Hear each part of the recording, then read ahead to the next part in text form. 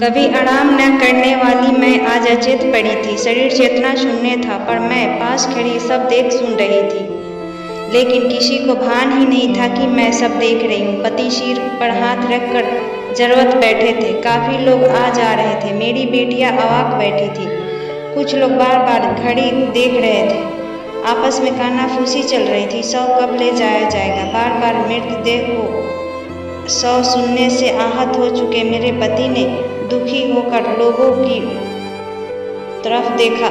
जो लोग कहते थे कि आप जैसा कोई नहीं, वे मुझे ज्यादा देर बर्दाश्त नहीं कर पा रहे थे। जल्द क्रिया कर निपटा देने के आतुर हो रहे हैं।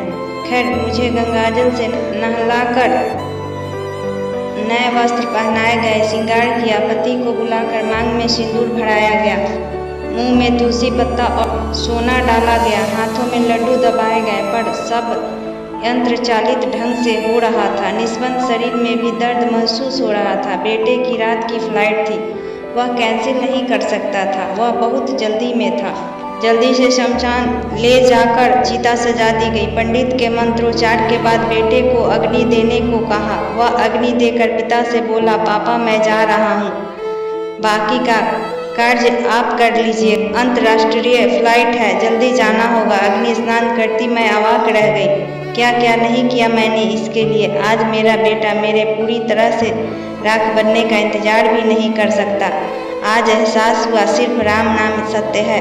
मेरी आत्मा जो पीड़ा महसूस कर रही थी, वह राम का ध्यान करते ही मैं अनंत में विलीन हो गई। मैं मुक्त हो गई थी। मैं मिल गया। मोह बंधन टूटते ही मैं अनंत आकाश की तरफ जा रही थी। मुझे वहाँ से छोटी सी चिट्ठी तक दिखाई दे रही थी, पर मुझे कुछ खींच नहीं पा रहा था।